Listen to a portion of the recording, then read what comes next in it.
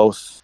I think a balanced practice is really good. It doesn't have to be one or the other, and it probably shouldn't be too lopsided on one side or the other.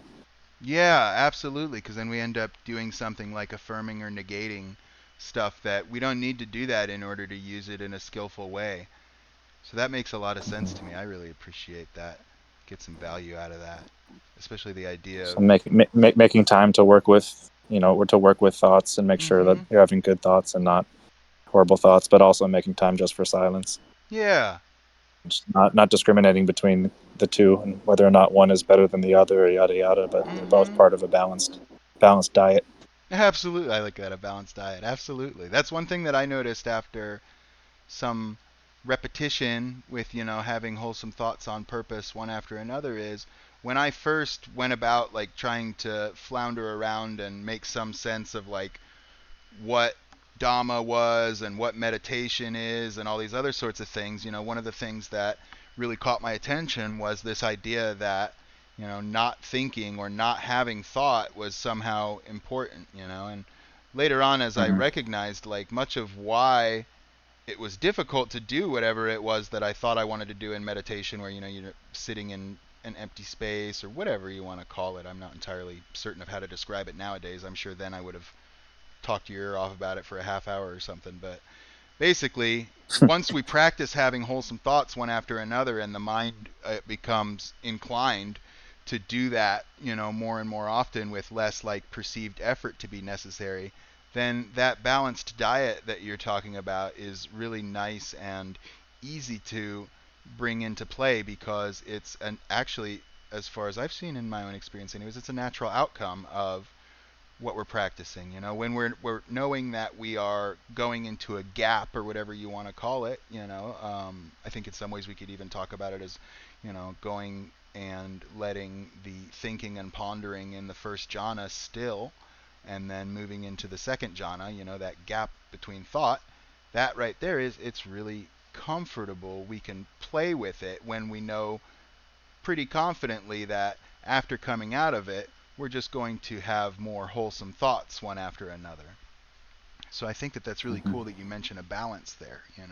Mind is going to move in the way that it has been trained to move, and so seeing that we can work with that, and that will also have a valuable impact on what seemingly is kind of a like a different skill. The ability to rest in the space between thoughts. That's actually gone ahead and made a little easier through thought. It's something I always trip on. The same thing that locks you up is always the same thing that lets you out. Mm-hmm. It always cracks me up. One thing he mentions early on in the sutra, I'm still only a few pages in, it's very Mm-hmm. dense, was how getting caught up in no thought can only lead to just, sitting in a cave and Yup. being completely useless. But Getting mad at someone when they step on your foot after you come out for yeah, breakfast. Yeah. I gotta go back to my but, cave. but the way life is generally lived is, and just the way mind works is thought after thought after thought after Yep. thought after thought. And the the game is sometimes just not getting stuck on one set Yeah. of thoughts, on one thought, but just letting it roll to the next, roll to the next, roll to the next. Mm-hmm. And that's when he starts mentioning the different types of thoughts, or I think some thoughts naturally leave less of a trace than other types of thoughts. Oh, that's a neat idea too, um, huh? a wholesome thought doesn't lead to more, it doesn't lead to so many, like I thought of, I hate this person leads to rumination on all the reasons why they suck and all the ways they've hurt me and yada yada yada. Oh yeah. But I thought of I'm okay right now can kind of just, there can be a space after that because Yeah. it doesn't lead to more of the thinking. Right? Mm. How wonderful. Alex, Yeah. you said that the thing that ties you up is the thing that frees you. Yes. But then like um so like if you're in your head a lot and you're having lots of thoughts and you're feeling anxious, right? Mm-hmm. Like, isn't it like generally considered good? Like, you can't fight anxiety like by like thinking your way out of anxiety. Like, you should move your body. So it's like in that way, isn't like the thing that's like has you caught up, which would be thoughts.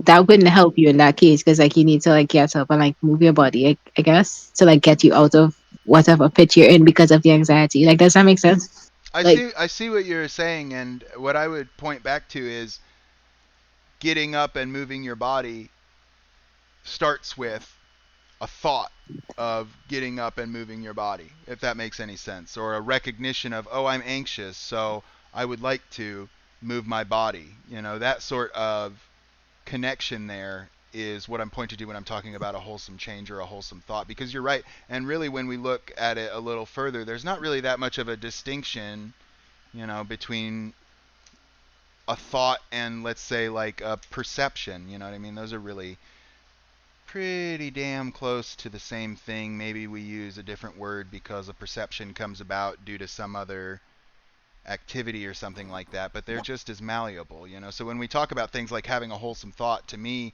having a wholesome thought when I'm experiencing anxiety could be exactly what you're talking about, deciding, holding an intention to get up and move my body and try and let some of that tension get released just by having things move through.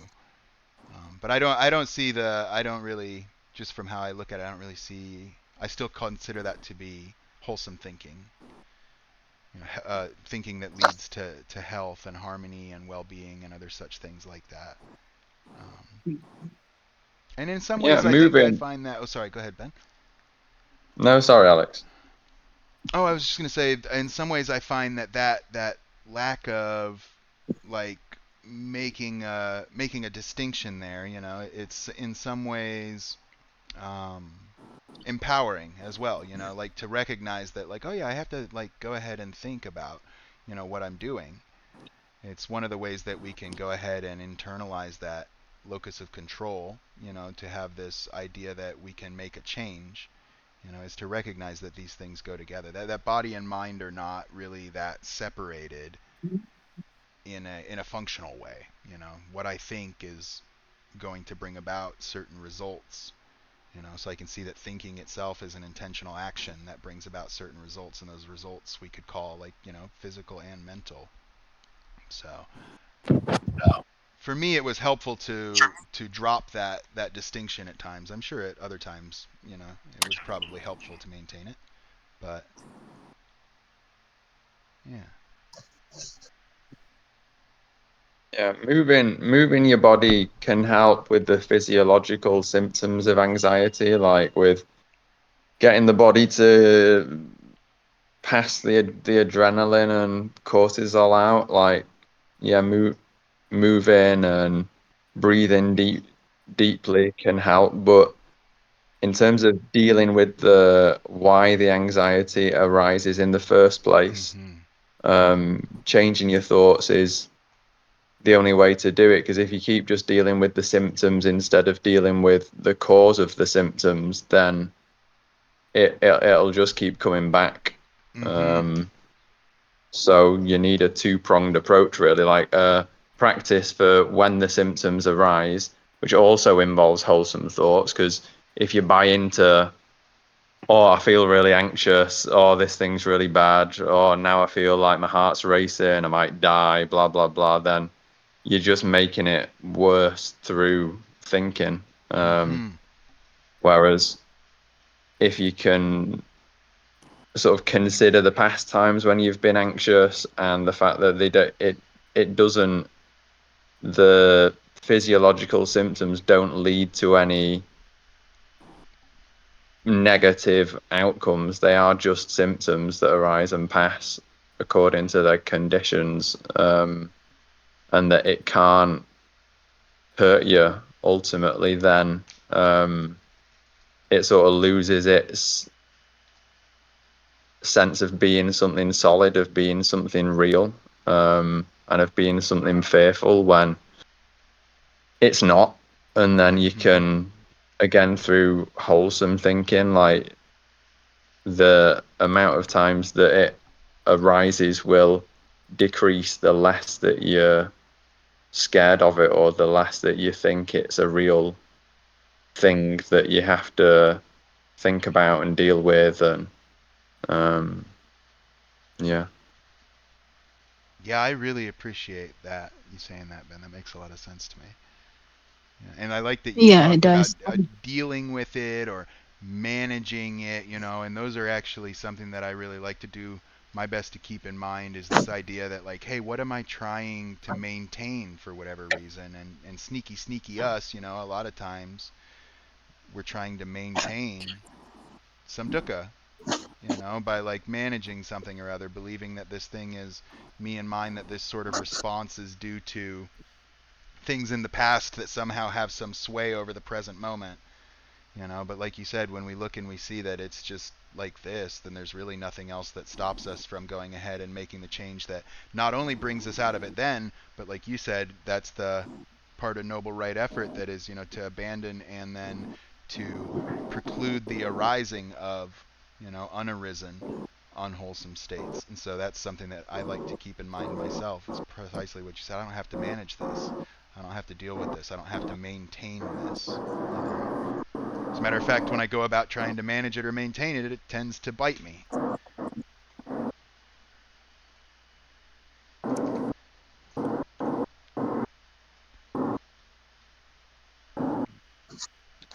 I found here too, the more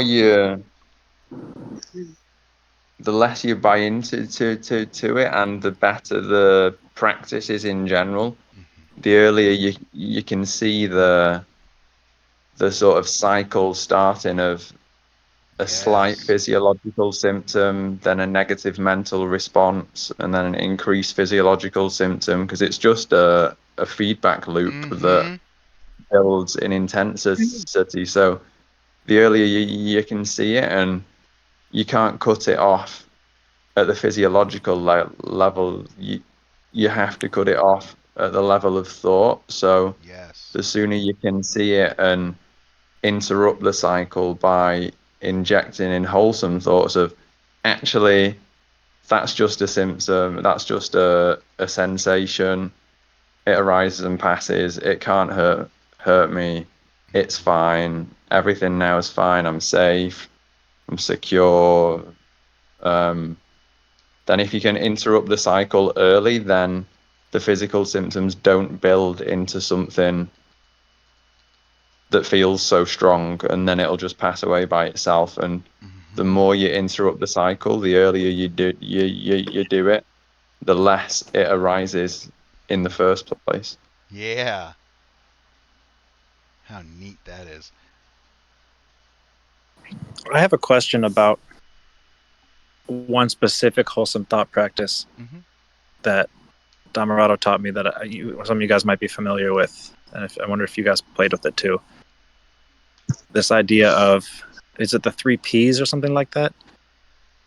But it's like, I give myself permission to blah blah blah, relax, be satisfied, whatever I can, blah blah blah, relax, be satisfied. And then there's the third, which is protection. I think that was the third P. I've played with different things, but I always wondered how, if anyone else has played with that specific modality of wholesome thinking. That's really interesting. I If you've done can think a lot of, that like, third. a lot of thinking on safety, a lot of thinking on, that's the really well polished one for me, is I'm safe right now, secure right now, I'm comfortable right now, I'm satisfied right now. And that one's a very Mm-hmm. nice, like, well-worn loop by now. But to think of those P's, I like that idea of, what'd you say, permission, and then There's permission. I don't know what the second one was, but mm, the second one is basically I can. okay. Um, and then protection is the last one. I think a good one for protection is like, for example, the way I've played with it is I give myself permission to be happy. I can be happy. And then the protection, I've done something like, it's safe to be happy, or it's okay to be happy. Ah, Um, that's I neat. thought it meant protection in terms of, like, when a wholesome state arises, we should sustain the wholesome state instead of allowing the mind to go back out of it. So like protect what has arisen if it's wholesome. Huh. I can dig that and I idea think that's too, actually yeah. I think that's actually in line with the Mm-hmm. with like it's okay to be happy or it's safe to be happy. I don't have to, Yeah, I don't have or to if it's cut something this wholesome that's off. come up, it's okay. Mm-hmm. Yeah. Because I know I've seen Yeah. myself do Yeah, that that makes a lot many of a sense. time. Yeah, especially when I'm not, back in the day, not used to being satisfied. Tend to have an experience of satisfaction and then look around for all of the reasons why it's not okay to be satisfied. So I like that idea of protecting that, sustaining that arisen, wholesome state. Yeah, Ben, thanks. That makes sense. Mm-hmm. Okay. I'm gonna ask him about it too. That was like a year ago. That was like my main squeeze was that I give That was myself the permission to, I can. nice. It's That yada was yada. the It was like meat and it was potatoes. like breathing in, I give myself permission. Breathing out, I can, and then in the space at the bottom of the breath, it's okay to, or it's safe to blah blah blah. Nice. It was a really coordinated practice. Yeah.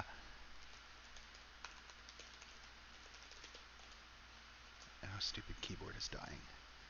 Don't die, keyboard. All right, guys, I'm running out of battery. All right, brother man. It was really I think good I'll talking sign to off you. now. Yeah, likewise. Yeah. Night See you, Ben, Alex. night Ivan, night Char, Alex, Night, Potato. brother. Yeah. Bye. I mean, Alex. That was Bye-bye. Ben. Goodbye. Bye-bye. Yes.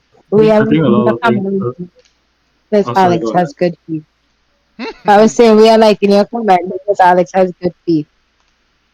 So we are in your comment.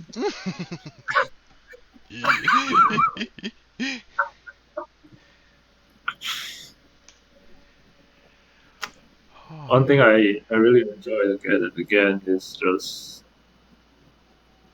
the laughing at the old stories. Yeah. It's really needs repetition. I could almost, now that I say it, I feel like my practice is just laughing at the old stories. Mm-hmm.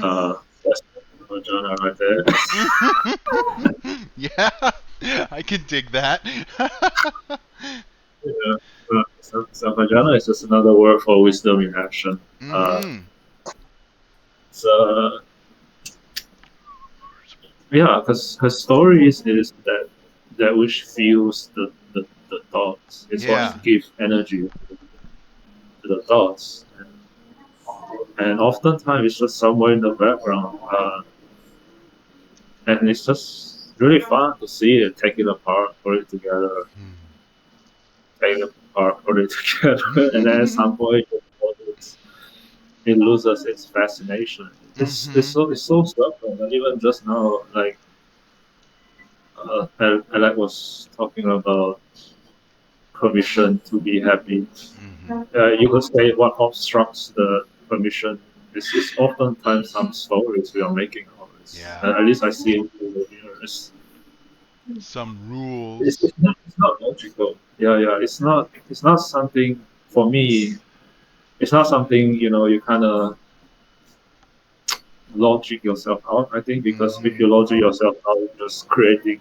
Because I see it. Wait, someone mentioned this. Oh yeah, addiction. Mm-hmm. I heard.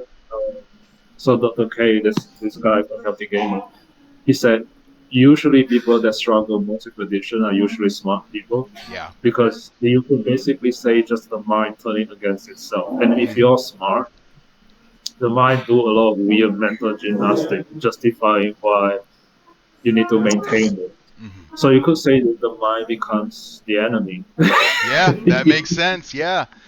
We're fighting with Yeah, ourselves in that way. Yeah. yeah.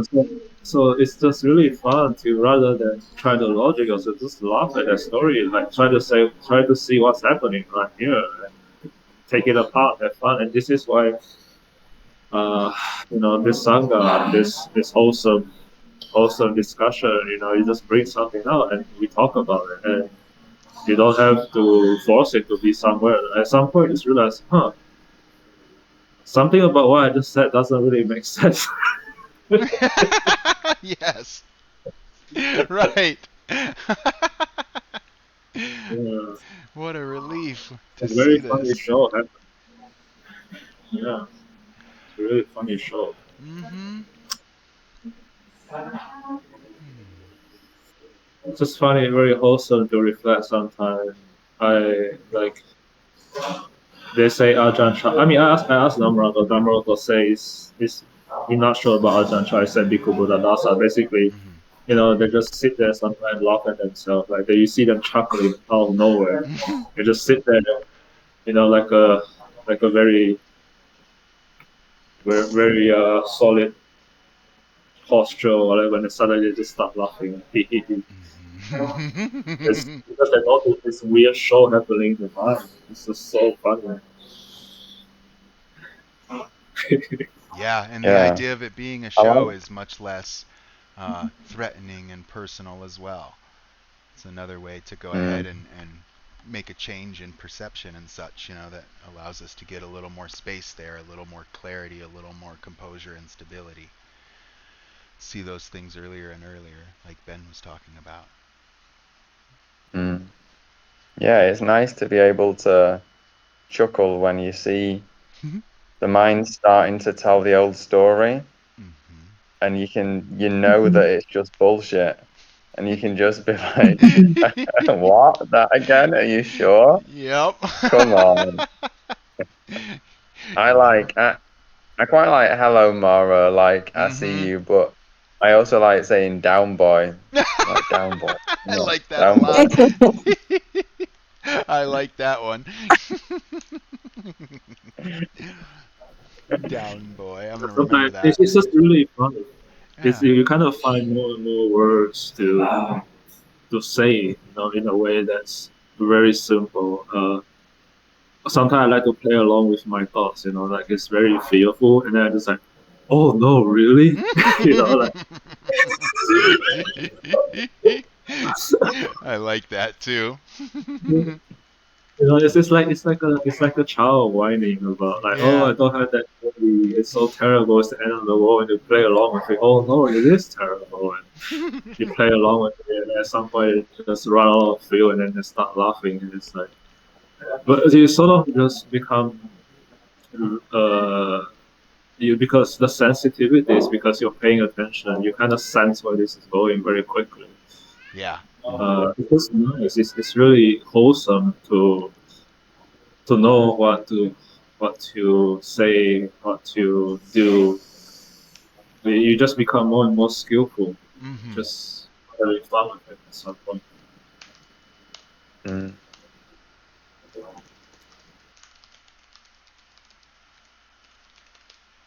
Yeah.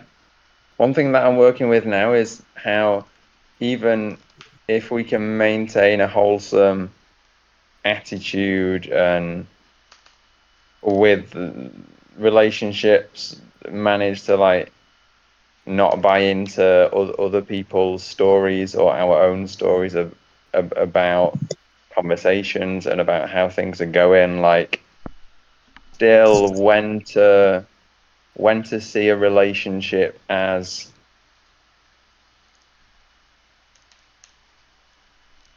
being, if there's a relationship that's been maintained due to stories that Mm. we told ourselves, Yeah. and then it reaches a point where you can see, actually, even though I don't need to be affected by someone else's negativity, unwholesome attitudes, thoughts, actions, I also see that there's no need to maintain the relationship when it is just an endless stream of someone else's negativity and complaining and unwholesomeness. Like Yes. it's within our choice to take a step back from it or to end it. Mm-hmm. Yeah, I'm just working now with like, yeah, when to do that, when to decide to be like, even though I can be okay with it, Mm-hmm. life would be I don't need it, so life would be simpler without it, if that makes sense. Yes, that does make sense to me. Yes, and I think it's something again that we can come right back to that, you know, noble right viewing with, because I imagine that changes, you know. And I think like anything else, like I know that I play with it myself throughout my day with some of the relationships that I still have that are sustained in my life, you know, and I find, you know, good companionship, you know, discussion, all those sorts of things with it and whatnot. But at the same time, I can also see that maybe um, our lives are developing in different directions at, you know, certain points in time and whatnot, and perhaps some of the maintenance in and of itself is due to, you know, again, what you were talking about, not knowing when to go ahead and let go of it in a way that, I mean, in a way that lets it, you know, show up however it is, rather than me trying to shape it into something that I want it to be. You know, I know that for me, this was something that I found myself playing with a lot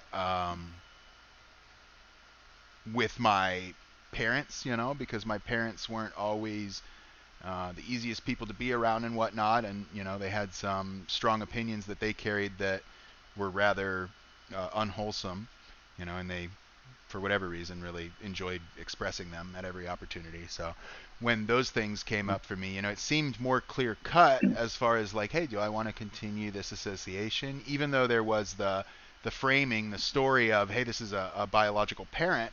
At the same time, it was also a recognition of like, yeah, I get that is there, you know, and it's not as if I now hate my father. As a matter of fact, letting go of the idea that I needed to maintain the relationship in such a way that like kind of resembled some weird father-son thing that I didn't really actually like know what that looked like to begin with, made it so that, you know, those feelings that were so strong of not liking, basically, of what it was that was going on, they were allowed to cool down, you know, because that was part of the maintenance, you know, is, hey, this isn't working, so I go to my next rule, and the next rule is be mad at him because it's not working, you know, and dad should cooperate or this, that, or the other thing. And we don't speak very often. I don't recall the last time that I interacted with him, but again, there's no heat there, you know, and that to me was something that I found very valuable. And I don't find myself in a rush to cut other things like that just to kind of see what happens, but I also am playing with what you're talking about, you know. And even if it is something like, hey, I don't actually have to maintain that relationship because, you know, just like other things, like rain falls and the grass grows by itself, like it's going to, you know, regardless of my perception about where my life is going compared to another person, you know, and this imagined trajectory, like it's going to work itself out. I really don't have to do much with it, you know. Instead, it comes back again to a place of like, what do I want to do with it? You know, and to face that idea of like, what do I want to do with this relationship between myself and somebody that I, you know, that I respect and like consider to be a very dear friend and whatnot, you know, all of these sorts of things, that in and of itself can bring about some, I guess you could call it some reactivity, a little bit of fear or something like that, because, you know, it's one of the times in our life that we recognize that, oh man, I'm gonna be responsible in some way, you know, in some part for how this moves forward, you know, and that can be enough for some of us to go ahead and try to, you know, step back from that perspective in a way. You're like, oh no, it's because our lives are going in different directions. Like, no, Alex, it's because right here, right now, you're doing what you want to do, and that's pretty clear to you. So then you have an additional thing going on of what if I do the wrong thing? What if I regret it later? Something like that, you know, especially when we start to talk about like when to take some action that is, you know, based in speech or body, you know, of moving out or talking about it, even like trying to broach that subject outside of just my own mind, you know. But knowing that I don't actually have to maintain the relationship um, to any standard or to any like it doesn't have to conform to any strong opinion that I or anyone else hold.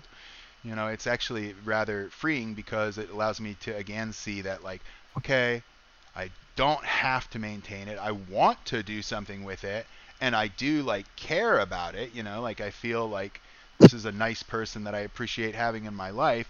So I know also that I don't have to get it right. If I don't have to maintain it, I don't have to get it right.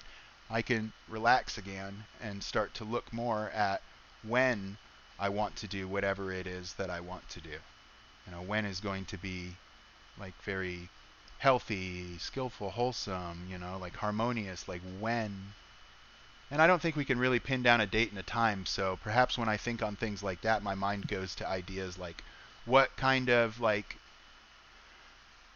what would the situation look like, And this is a kind of like a contemplation I think that I go through sometimes where I try to go ahead and discern like what would be present in that moment that would let me know that, hey, this is a time that I want to go ahead and do whatever it is that I'm thinking that I want to do, because otherwise I think like, oh man, when do I do that? Next Wednesday? Well, next Wednesday, this is just a blank paper. Like there's nothing special about next Wednesday. So next Wednesday comes and I go, well, it must not be Wednesday because, I'm feeling this, that, or the other.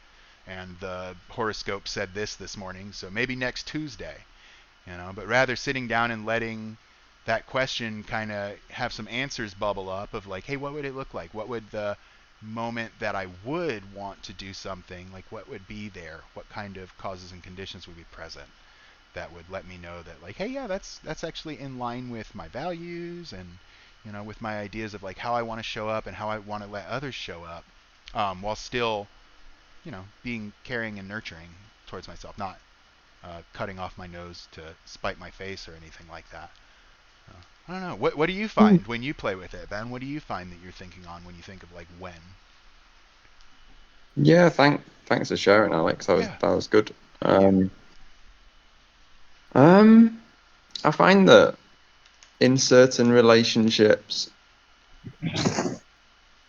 I've kind of been telling myself a story about how the relationship is, and sort of painting it to be a certain way in the mind. But I realize that story actually comes from a desire for it to be that way rather than the reality tying up with the story. Yeah.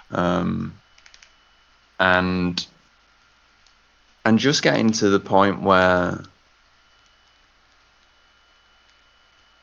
I realize that I don't need to be around someone else's constant stream of negativity and complaining and poor me, the world's against me, I hate everything. Because in the past, I've had the attitude of like, because my practice is good, I can like help the other person. I can just sort of both help them more actively, but also just be there as like a positive sort of person to be around, influence, etc. Yes, I But can now I'm thinking identify like, with that do I myself too. need to? Like, Right. do I need to continue doing that? Like, this relationship's a big part of my life, but yeah. Yeah. And then there's the part of the story, like realizing that the person's not never, oftentimes doesn't appreciate things or like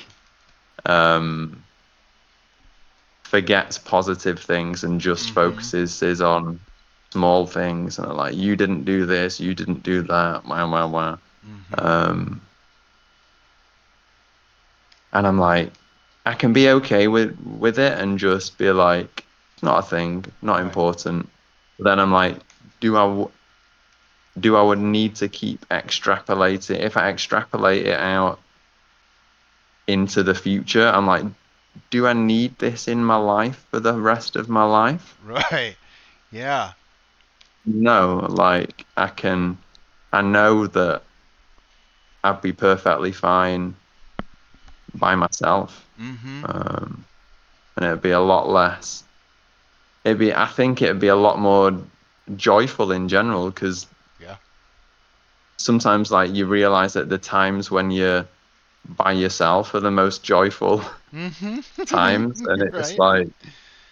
like the story was that it was the opposite, was that Yeah. this person means so much and they bring so much to your life and da da da da da, but really when you sort of break it all down into its parts and you look at them individually, like all the elements of the relationship and the interaction, and it just seems to be more work than joy, and more like it brings less. There's more joy present alone. Mm-hmm. Yeah, I feel uh, you. I think that makes a lot of sense to me when you say that. I really appreciate you sharing that too. Um, it's interesting when we Thanks. think about some of those stories that we've had as like a running theme for a longer period of time, or maybe in a more intense way than some of the other things that we've carried with us for a while, because we do hold some allegiance strictly to, like, hey, let's keep it running. Like that in and of itself sounds like what I'm supposed to be doing at this point. And noticing that for me does open up some room so that I'm able to see that, like, okay, what is like really keeping it running at this point is the both of us just basically said, like, hey, we're going to keep it running. And when that's like an explicit statement that's made, it's not so much that I'm like confused anymore, but rather it's like the simple matter of like, well, um I'm experiencing some fear about letting this go, in one way or another, and seeing what happens afterwards, rather than just like I talked about with like earlier with keeping things transactional. One of the things that I noticed is that there are some behaviors, body and speech and whatnot, that when they're perpetrated, they're intended to go ahead and get some result that will then soothe me. You know what I mean? And so, like, looking at this in that same way, in that same lens, like, just because it's more intimate doesn't mean that it isn't full of those same kinds of habits. You know what I mean? If that makes sense. So, like, after a period of time of letting each other know, like, hey, we're going to keep it going, right? We got it. We're going to keep it going. Don't worry, we'll get it. This and that and the other thing, and just got to keep it on pushing, keep it moving forward. Really, when we look at that and we see that, really, that's not in service of the relationship. That's not in service of like the individuals that comprise that relationship. Like, that is something that after a period of time, for me anyways, and what I have lived, is just said to get the other person to chill out so that you chill out, if that makes sense. Like, if you have some conflict that's present in a relationship or something like that, some sort of catchphrase like that could be used often between the participants, just to basically give a quick like pat to each other, like, hey, you're good, right? We're not doing it right now. Yeah, for sure, we're figuring it out. And it's tough to Mm, look at that in such a way that I'm like, oh yeah, okay, like, there's love there. Like, I can see why a person would want to do that. I see why I want to do it, most assuredly, looking at like my childhood and other such things. I can see why those kind of patterns were impressed upon me. Yet even seeing that, it's still here as some kind of thing where I am more and more curious to see how it develops, rather than scared. But that comes along with seeing it again and again and having the faith that I can handle how it goes. Like, I know for a fact that whatever does happen with these sorts of connections, like, I will be okay for sure. Not a problem. I totally have complete faith in that. But it's another thing to have the confidence that's born of, seeing directly that, oh yeah, I'm doing it now. And because I'm doing it now, like, yeah, there's a good chance that I'm going to do it again the next time that I remember to, and again, and this allows me more to see that, hey, I know that I'm good on the big meta level, but looking and seeing how it's unfolding as I let it go is actually giving me that that, I don't know what you would call it, what's the opposite of meta, micro or something, you know, that zoomed in level of confidence as well, that moment to moment, yeah, actually everything is okay. It doesn't need to look like any such thing whatsoever. You know, when I try to imagine some sort of like it should look like this, that's dissatisfying already, because every sane person that's ever looked at their experience knows that whatever they imagine, it's not going to materialize 100%, you know? So you've already got something there that you're like, oh, I wish that I could get the left pinky to look a little different or something, you know, some crazy little thought. But when I can let that go and see, like, yeah, I can handle being here with whatever is developing. This person can show up however they, you know, feel moved to show up. I don't need to go ahead and try and reach out and flip their switches and dials, you know, because I don't really need to flip my switches and dials at this point in time. Everything is actually okay. You know, it may not look the way that I thought it would look when I was 20 years old, but what the heck does, you know? Not much of anything. New York doesn't, that's for sure. You know, like all these really big, like, you know, institutional type things in the world, they don't look anything like, you know, I thought that they would when I was 20. So why would my interpersonal relationships, why wouldn't those change as well in ways that I didn't really expect? You know, but I think it's a really interesting thing to play with when it comes to looking at what is present here now and what am I waiting on? What am I holding off for?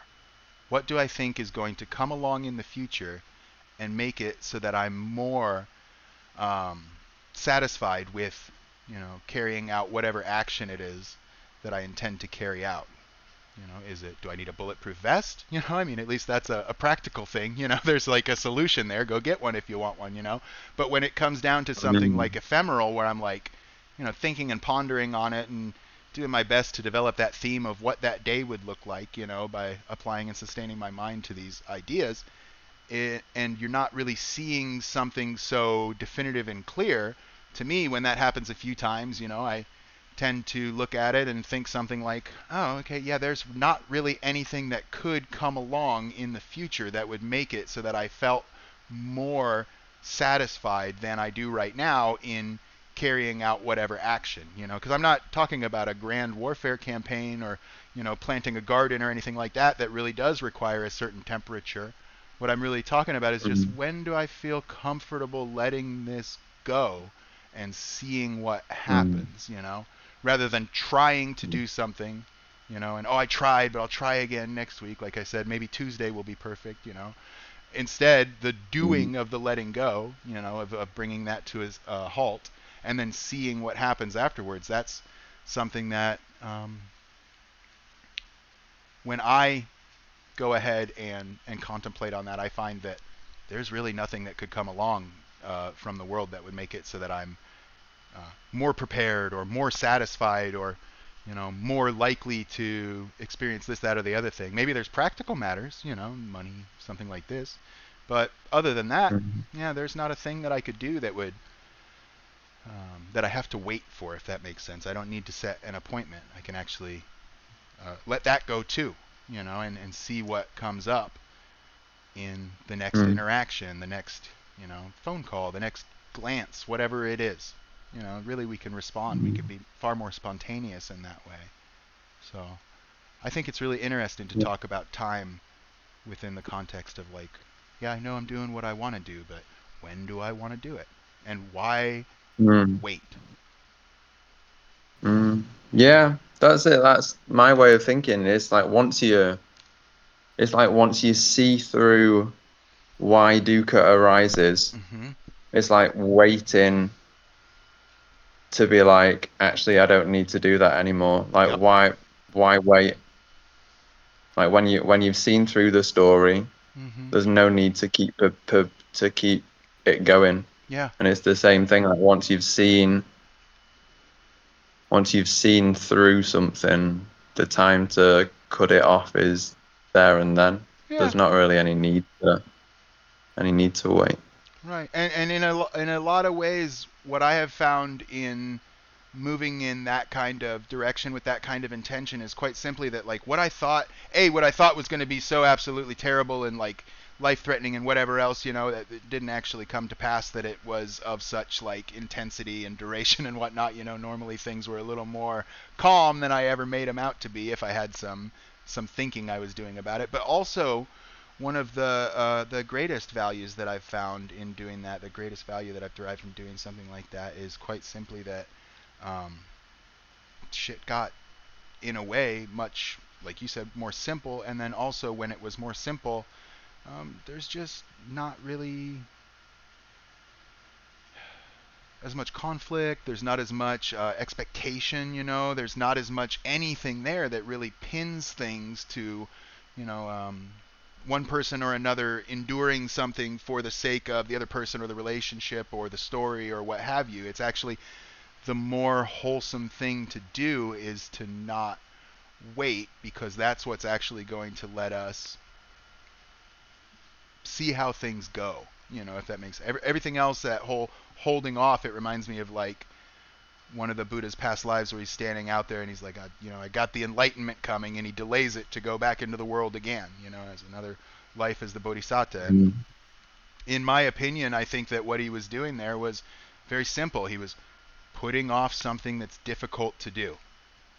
And things can be difficult without being dissatisfying, but in that moment, he put off something that was difficult to do. And granted, later on, did it just fine, But in that moment, he decided to schedule an appointment for the future, something to come along that was going to make his paramitas more developed. He was going to be even more perfect. He's already a perfect Buddha. He's going to be super enlightened, but he's got to wait for the next little enlightenment batch or something. And really, most of the time that we do the thing that we find to be so threatening in the mind, still nothing to it, still holds to the same thing that we see in all other realms of experience. Nothing to it, I can do it. I got it. May have had a little doubt there, but toss it out and see what happens. So, yeah, and when it's a relationship with someone else, and there's still like love and care for the other person there, like there's never going to be a right time for the other person. Right. So but there's no way to really minimize, nor is there any responsibility ultimately on you for what arises for the other person afterwards. That's right. And when we look at it from that perspective, we can also see that element that I described as, like trying to get somebody to do something so that I felt better. Because when I see those things, because that happened in my experience as well, I looked at it and I was like, there's not ever going to be a good time. And the recognition that comes about with that is, oh, I'm putting off dealing with the difficult feelings that I will encounter when I recognize that this other person is experiencing something that, there is love there for them. I don't want them to hurt, but they're hurting. And in a way they're hurting because of something I said or did, and even though we do recognize that, on a different scale, this is actually the healthy thing to do, and both of us will likely be better off, mentally and physically and whatnot, once this is done, and it will actually give room to let whatever good thing could come of it come about, if that makes sense. I know I found that in my own intimate relationships that I had maintained for long periods of time, is when I did take action in that way, that was when there was a relief from much of what we would talk about as like, I'm hearing this person say a lot of things. They're obviously very unhappy. You know what I mean? And we can take it personally, or we can recognize that like, oh yeah, this is actually something good that we did, something healthy that we did. It leads to our well-being, and really those thoughts right there are more in line with reality than the thoughts of like, oh, this was my fault or whatever else, or whatnot. And we can also see that there's a more or a less self-centered like approach to not waiting, when we recognize that a big reason that we're waiting is we're delaying dealing with what we imagine to be difficult feelings of our own that come, and we're doing that by trying to work through this other person, basically delaying this, relaying of this message or whatnot, or whatever it is that we're talking about doing, in order to keep them, just like I talked earlier about the let's keep it going as a nice way to just check in and, yeah, we're both still calm, we don't have to worry about it right now, and it gets it down the road another 500 feet or whatever. Not mentioning these things is another way of, hey, I'm going to reach in and tweak a switch on you so that I don't have to deal with what's going to come up for me yet. And that's not crazy. That's not crazy. You know what I mean? That's a really normal, human, beautiful thing because, like you said, there's love there, so we don't want to be rash in that way. And whether we recognize that, there's really not a problem there, regardless of what happens or not, we still can allow ourselves to take the time that it feels like we want to take. We don't have to pin it off on an idea that something's going to make me more prepared or that, I'm avoiding something in particular, because we can never tell what comes next. But I think for me, I found that it was a much more comfortable way to embrace all of the ambiguity and like lack of clarity that comes along with letting go of a long maintained like relationship and story and narrative and such, because those things can feel very comforting even if they still bite us. Yeah.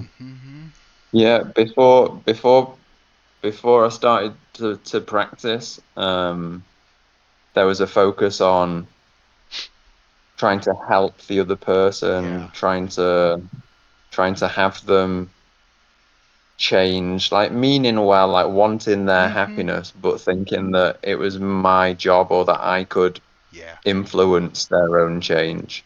And then as the practice developed, that was stopped, and I was like, I can just support them when they need it and leave them be, and it's up to them whether they change or not.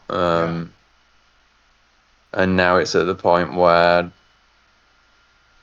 no change has happened, and that's okay. Like it's their reality. They can change it or not. But I can also change my own. Yeah. Like I've got the responsibility for this reality, and I can make changes in that instead. Yeah. And you know what is a nice thing is that when we do that, we often see that those people also get, a little idea of something outside of their like current frame of reference, being possible, I suppose you could say. Ivan, you want to talk? Is that what you're doing? Or you wave at someone else? Nope, he disappeared. Never mind. But yeah, so I think that stuff like that is actually really, really nice. Maybe we're not always the most receptive to it, but a lot of times when those frameworks get, taken apart, especially kind of rapidly, we're really left kind of spinning. But that spinning is something that, also allows us to see that like, oh shit, I was doing it too. I know that I saw that myself a lot of times over in a lot of relationships that I've had where, I've got these ideas of what is and is not happening and why and all these theories and such, and then I get myself into a nice like space of solitude, like physical solitude and whatnot. I've got, an apartment to live in all on my own or something like that, and I start to explore more of my experience, and I find, that a lot of the things that I was so ready to I don't know what you would say about it, like give up, to the other person as like, oh yeah, they got this on their plate, I recognize, oh fuck, yeah, no, that was takes two to tango, holy cow. And it didn't make me, regret or like anything like that, the decisions that were made and the actions that were taken. It's just a nice reminder that like when I'm enmeshed like that, when I'm so dependent upon not even the other person, because like you said, it's basically after a certain point, it's basically dependent on just the life support not being removed from some narrative, that's keeping it going, that we're looking at as like, oh no, I do need to keep that around. Like, yeah, I threw out a lot of trash over the last however long, and that thing is rotting, but it's got a nice smell to it, or some other shit that we make up, to kind of keep it going, because that's basically something that we're still kind of that we're still like holding to, and And none of that has the evil connotation sometimes that comes along with that idea of like grasping. Like grasping is something that we've done since we first came into this world out of mama. It's how we moved around, learned to walk, all kinds of stuff like that. So just like Mara, it's not an enemy, it's just another part of experience that we can look at and embrace and deal with in a caring and nurturing way. And oftentimes when we do it like that, it's no problem to go ahead and dissolve some of the adhesive before you remove a Band-Aid. I think only crazy old people are the ones that rip it off. Just rip it off. What are you, a baby?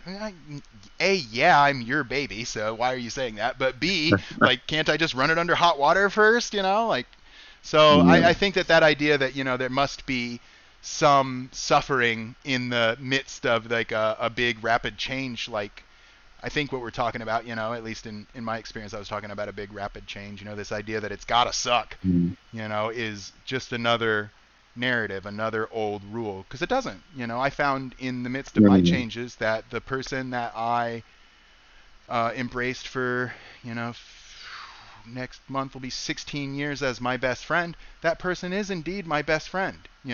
Maybe our relationship does not look the way that I had thought that it would when we first met, or maybe there are other changes taking place that I'm not so sure of, like where they're going and whatnot, But what I did find in the midst of all of that change was quite simply that, oh yeah, I was not wrong about that part. That person cares for me greatly. I care for them greatly. We are family in a way that, we really only get to designate once we get some adulthood under us, like the choosing of the family, like, yep, you're my family, you're my best friend, regardless of whether or not we're involved romantically or anything else anymore. That person is still very dear to me, but they're dear to me in a way that doesn't require me to be enmeshed with them. It doesn't require me to, go ahead and stake my well-being on their what agenda, I guess, again, because we came back again to talking about keeping things transactional, so in that way we can actually see there's a lot of caring, compassion, love, and such in that movement towards letting go, even because both people tend to be staked to, this idea that, hey, we got to maintain this thing. And so when we can let that go and that other person gets to let it go as well, some nice things come out of that. May not be what we expected, but doesn't make them any less nice, and the relief that you're talking about with regards to, yeah, here's an opportunity to be free, here's an opportunity to be more free. I remember talking to Dhammarato after my big changes and whatnot, and he said, I know you might not see it right now, but you're a hell of a lot more free than you were last week.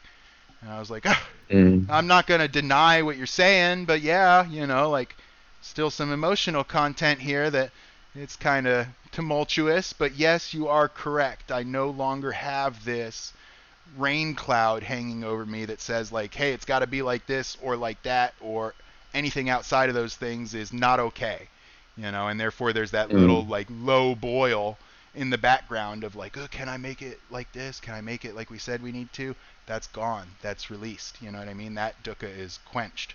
And so that recognition is also very comforting, that for me it's like that. For them it's also like that. It's not like I became more free and they became more in bondage. Like, that freedom is something that is like that rising tide that lifts the ships. It's not selective in that way because it's not selfish. It's not based in that type of belief or view or intention. And I like that a lot. Yeah, I think that the freedom benefits both parties, and even though they can be, suppose you call it, like, fear or ultimately fear of the impact on the other person, even though that you'll be fine. The other person, how it would impact them, but then keeping it going is just also not beneficial, and if it's gonna go the way it's gonna go one day, then it's not healthy to just keep up the appearance. Like, that does more damage than just taking the Band-Aid off now. Yes, absolutely. I agree with that. And one of the things that I like to think about within the context of the Buddha's Dhamma when it comes to these sorts of things is the fourth tetrad of Anapanasati. You know, one of the really simple, easy ways to talk about that fourth tetrad is that every single thing that's born, my relationships included, are going to get old, fall apart, and die. And that last step Mm. is to let them rot, not pick up the pieces and try to put Humpty Dumpty back together again, because that children's tale's been told for so long it doesn't change. All the king's horses, all the king's men, they all tried, and not a one of them made a lick of progress. You know, that dude was still in Mm. pieces. And if we can let him rot, you know, then he's at rest, we're at rest, everything's okay. You know, we can actually go ahead and still some of those narratives, you know, some of those formations that we've been carrying around that have been at least nibbling on us, you know, but more likely than not taking a few chunks out every once in a while too, of, you know, getting a good Mm. bite in there. And letting those things down is nice, you know, letting it down is nice, because then it also gets to stop biting us, and that's also a relief for the world at large, we could say, you know. So very nice, Mm. because that carries forth into every time we leave the door, you know, just a little more free. Mm. Yeah. hmm And like Yeah. you Thanks, said, Alex. yeah, of course, brother. Thank you so much for sharing with me. I really appreciate it, and I really enjoyed the interaction and conversation too. Yeah. Me too. Yeah. Mm. Yeah. It's great to talk Dhamma and all the ways it interact. Well, all the ways it benefits Yeah. everything in life, ultimately. Yeah. Absolutely, Mm. it is, and it does that same thing I was talking about. It gives me more confidence. You know. Yep. Mm. This is the Dhamma. You know, this is what we do. This is how we do it. Yep. Been doing it that way for a long time. You know, a lot of good friends. Mm. Told a lot of good friends about this stuff going back a really long time, to make sure that they also had an opportunity to go ahead and see what you're talking about. You know, recognize freedom, see that it's here now. You know, that we can touch it whenever we remember to look. And if we Mm. can say that the Buddha's Dhamma is all about stopping hurting right now, this is another thing that we can take into consideration when we talk about like timelines and such. You know, like, yeah, we want to stop hurting, and a lot of times when we look at it in a mundane way, we want to stop hurting for 6 months or whatever, you know, but let's do it Mm. now. You know, one of the things that our friend Dhammarato has said to me before that really stuck with me was, you've suffered enough, you can stop doing that right now. Like, Mm. just a nice friendly reminder from my friend, hey man, I know that it can suck, you can stop sucking right now. You know, and it's never a thing Mm. where he's like, oh, take my beliefs, my views, and implement them. It's always a thing where he's like, look in your pocket, you've already got what you need, how did you forget again? Come on, buddy, remember, you could do it, you've suffered Mm. enough, you could stop right now.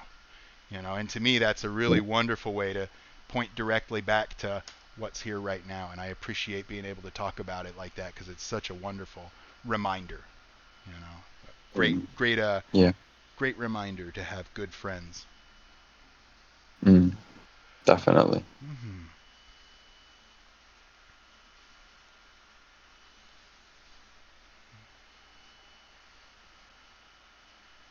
Baked potato, were you trying to say something? Your mic kept going on and off. hmm I think I did, but I forgot what I was going to say. I lost my train of thought. That's all right.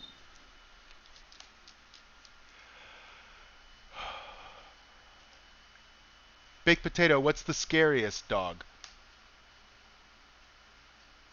Like really big dogs, like pit bulls. Oof. Yeah, they can Like be I pretty know, like spooky. some dogs are like really big and fluffy, Mm-hmm. and they're not really scary, but they scare me because of how large they are. Yeah, but pit bulls looking fierce, huh? Yeah, I'm very thing with pit bulls and Rottweilers, and Oh, I just still like them. yeah. I had a big, beautiful Rottweiler. I loved that dog, Bella. She was wonderful. She was such a sweetie. She died? Hmm. Did she die or did he get Yeah, away? yeah. Over the course of the pandemic, during the COVID, why do I want to call it COVID-22? During COVID-19 pandemic, yeah, she died during that time. Um, Mm. I think she was 12, 13 years old, so she made it a little bit. for a dog. You Yeah. know, had a pretty good dog life. I definitely spoiled her. Oh, that's nice. Mm-hmm. Yeah, my niece. I heard from my parents yesterday, the day that my niece, who how old is she? Maybe 8. Mm-hmm. She was out cycling with her dad the other day, and they cycled past this guy who had what they call a pit bull on Mm-hmm. a leash, but it probably wasn't a pit bull, just like a. They're not common dogs in England. I don't know if they're banned, possibly. Okay. But some sort of like could have been a Staffordshire Bull Terrier or something, some pit bull looking kind of dog. And it it bit her on a leg. Oh. Um, yeah, but so And she how spent a few hours in hospital. and how Sorry, old did you say that she was or is? 8. 8. Oh man, that's tough too. Yeah. Bummer Yeah, town. but she spent a few hours in hospital, got some antibiotics. Luckily, just had like puncture wounds instead of Mm-hmm. like anything more. But apparently now that was only a few days ago. But my mum said that she isn't scared. Like she doesn't seem like scared of dogs or of cycling or Mm-hmm. um yeah, which is nice. Yeah, absolutely. No joke. That's pretty good Mm. stuff. Yeah, because that's what I thought when you told me that she was 8. I was like, oh shoot, that's pretty young. I wonder if that'll bring about a fear of a dog, you know. But that's pretty nice Mm. to be able to let Yeah, that go like that. It's also good that yeah, she's yeah. okay. I'm glad to hear that. Mm. Yeah. Yeah, Mm-hmm.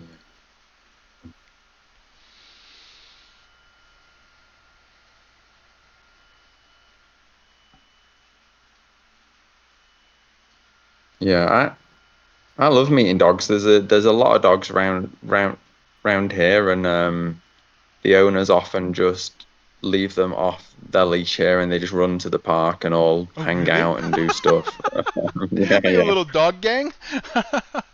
yeah, Oh, that's yeah, yeah. wild. That's funny. Not Yeah, not like when I've visited Thailand in the Mm-hmm. past. I think they've sort of changed the situation now, but in the past there used to be like street dogs who'd get into packs at Mm. night time when I was in Thailand, and they could like corner you, and you'd have to deal with them. But here the dogs are all pretty friendly, like and even the bigger ones, Uh-huh. like I find if you just approach them as you would like your own dog and be like smiles and like petting them and like they normally love it, like, and if they don't, they either don't normally come up to you, Uh-huh. or they'll like back away when you try and stroke them, and then I just Let them say be. bye and Yeah. you walk. Yeah.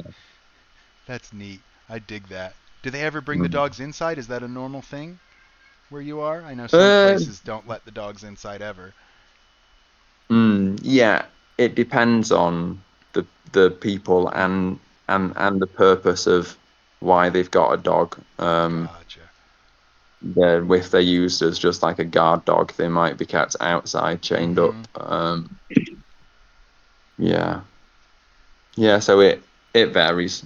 Okay. Uh, yeah,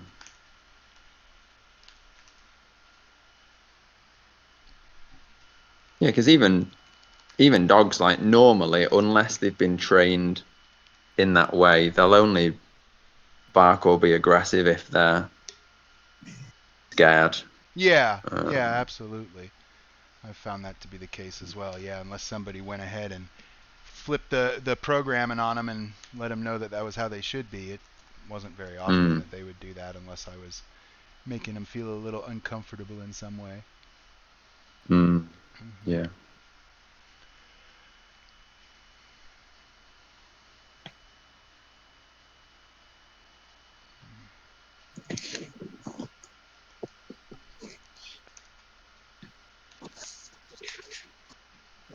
In fact, I find that cats can be more unpredictable in that they can be all like friendly and enjoying it, and then just the Attack. claws sink in Yeah. and they start biting you. Right.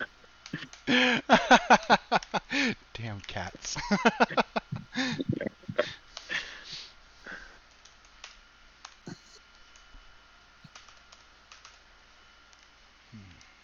But still, they're just reacting based on their animalistic conditioning, and just is what it is. Like if a cat bites you or scratches you, you just gotta maybe get it seen to, or get a tetanus jab if you haven't had one, or whatever. Just normal stuff. Right. Little bums. Crazy kitties. It's crazy Yeah. to me that they're only like semi-domesticated, you know, whereas like we've got like Mm. dogs domesticated, pigeons are domesticated, poor babies. We domesticated them a long time ago and then kicked them outside, and most people forgot that they were ever domesticated animals, you know, but cats are still considered to be semi-domesticated, which I think is funny, mostly because of what you just Mm. described. Like they really don't hesitate to flip the switch on you.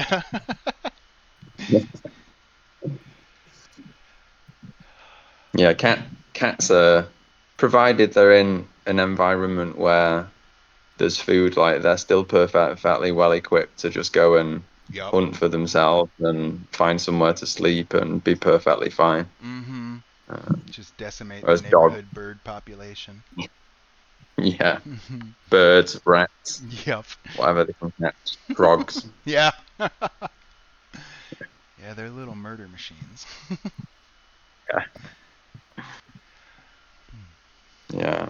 Whereas if you took a dog who's used to like indoor life and pedigree chum and treats and Mm-hmm. a nice bed, and then they're left outside, they'd struggle more to find food, or yeah, mainly to find food and water, I Mm-hmm. imagine. Yeah, I bet especially water. Mm, yeah. Cats will drink from anywhere. Mm-hmm. Yep. Little wild bubs.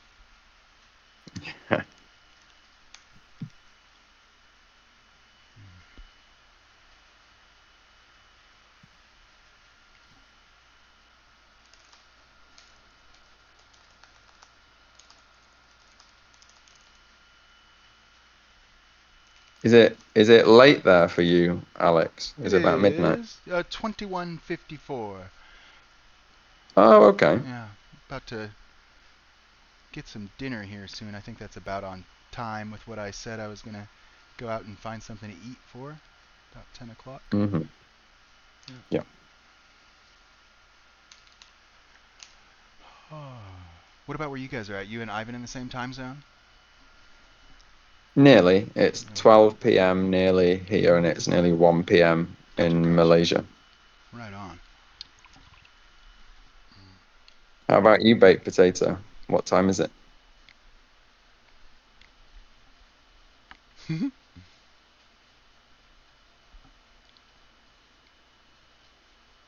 She's taken a vow of silence. Yeah. Maybe she's off baking a potato for lunch. Perfect.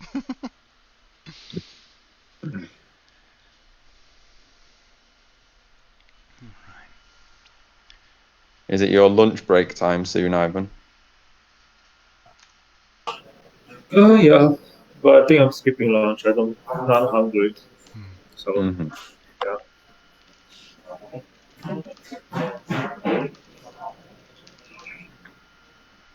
Are you working at home or in a cafe? Currently at a cafe, because I'm going to meet someone later. So, yeah. Mm-hmm.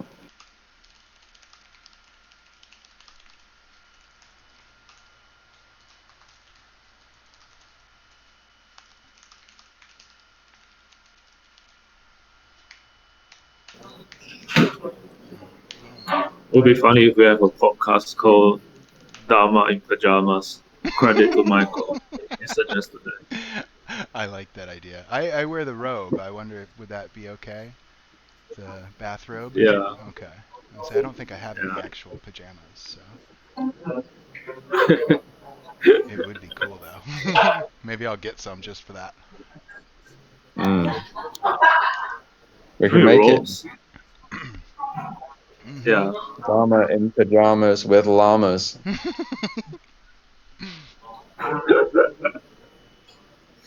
Yeah. Something fun.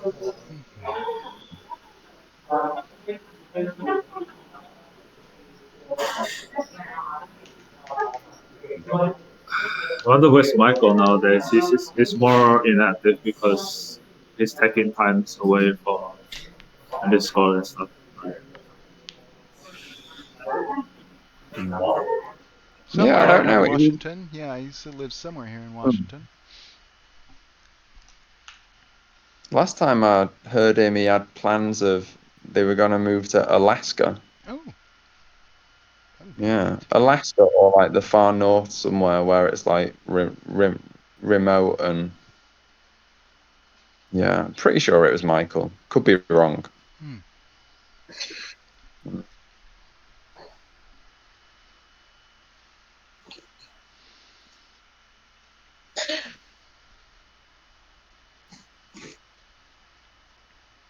Yeah.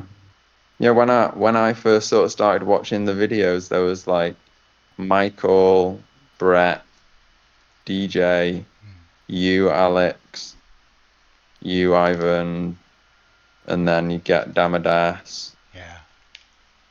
some other people hopping on. But the calls with Dhammarato were much smaller, so we might only have like 2 people or 4 people or 6 people max. So Hmm. it was more like this, like a back and forth conversation with people. Yeah. Whereas now there's like sometimes 20 odd on the call, and it's more like a talk with a couple Hmm. of questions thrown in. Yeah. It's funny to see how quick it grew, huh? Yeah, quite a bit more people started to attend once we got over here to the Discord, which is nice to see. But Mm. you're right; it does change the, I don't know what you would call that, the feel of it, I guess. The like dynamic of Hmm. interaction. Yeah.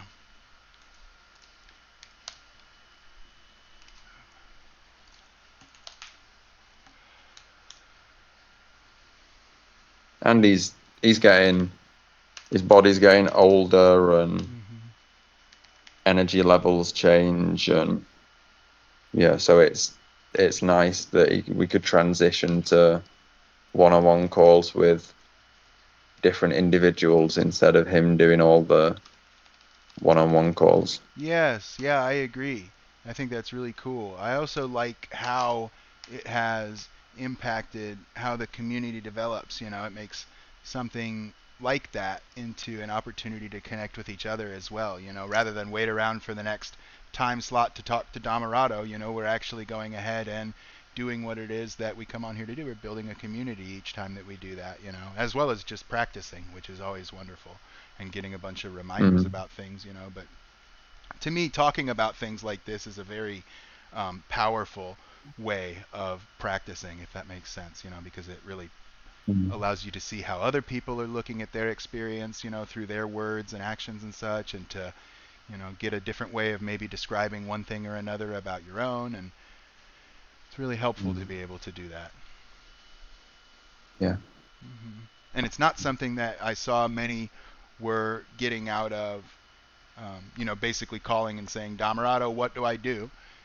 So it's like, Mm. so it's nice to be able to make that part of what we do as a community when we get together is we're practicing talking about these things, and really they're just nice things to keep in mind. So it's nice to practice talking about them and figure out different ways to set it up, and send it out to each other. Mm. Pretty Yeah. cool. I like that part.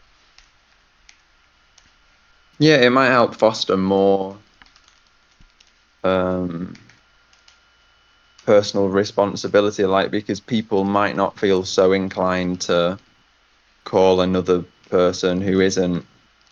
I know that he doesn't call himself a teacher, but the, Right. the person who people may feel is the teacher, Yeah. they might not be so inclined to call just with like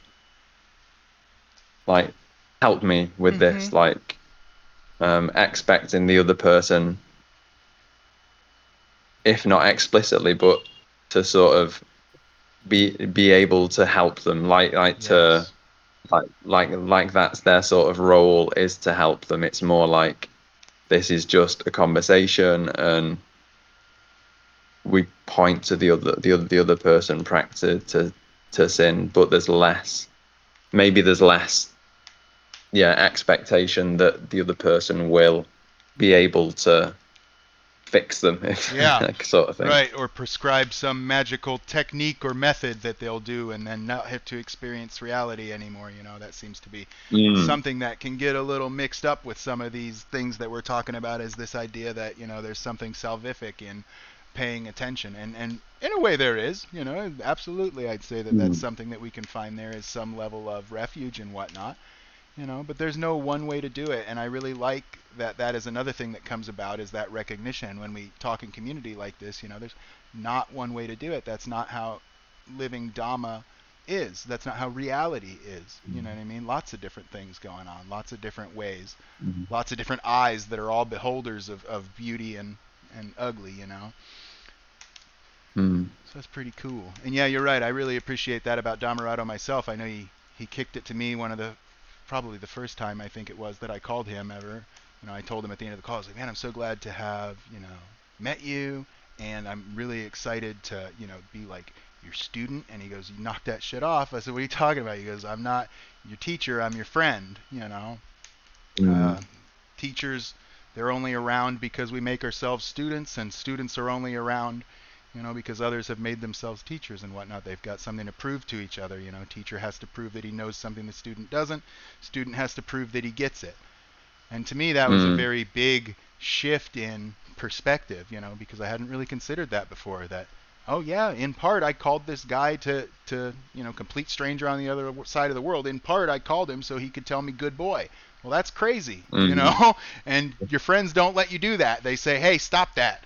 I'm not your guru, I'm your friend. I'm not your teacher, I'm your friend. Don't call me to get a high five because you did something and you want, what I mean? You want a lollipop? Call me to just share in the joy of being here, And I really appreciate that. And I do see what you're talking about, less of an emphasis on a single person, being able to go ahead and, I don't know what some people expect, maybe for him to reach through the screen and flip a switch for him or something, but less of an emphasis on that and more of an emphasis on, hey, we got this, we can do it, let's talk it out, let's figure out how to say these things in a way that is understood and pleasing to hear, Let's practice doing that amongst our friends. Yeah. Yeah, I think you can normally see, or I've experienced seeing a big shift in people, like once they realize that it's on them to change themselves, and that there's no magic words or magic sutta or magic Dhamma video or magic something that's going to do it for them. Right. And they're like, oh, I just have to do this thing and try it for myself. And I've tried it now a little bit, and I can see that, hey, there's something it actually to works. It. Yeah, there's something so I'll to just it. keep doing it. Yep, yeah, I'll just keep on keeping on. Yeah, man, it's really wonderful to see that too. To come on the Discord and see that, or come on some of the calls and hear about it and such, I get a real kick out of that. I got a real kick out of it when I was doing it myself too, but I get a great kick out of seeing my friends do it too. Each time I see them do it, I'm like, man, that's cool. What a cool spot to hang out. What a cool thing to have found. How lucky I am. 100%. Yeah. 100%. Yeah, if I hadn't found the community, I'd probably still be neck deep in dukkha. Yeah. Swimming around, trying it. Absolutely. I know I would be thrashing and getting deeper and deeper into it too. Yeah, very grateful to have the Dhamma in my life. Very grateful to be able to practice like this. It's really quite a treat, quite an opportunity. Yeah, man.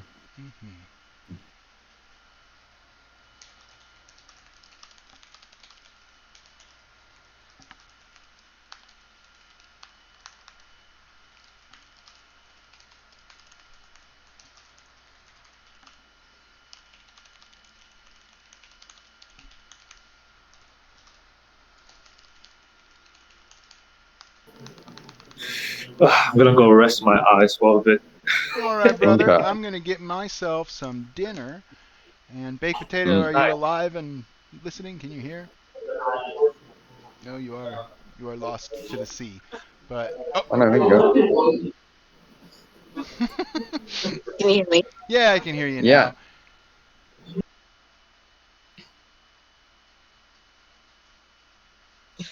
She gone. it's been good chatting. I Yeah. think we're all going to head off for different reasons: lunch, dinner, rest. Yes, sir. Yeah. Thanks, everybody. I really appreciate you guys. I'll be sure to talk to you all again soon. Take care, Yeah, brother. me too. See you guys.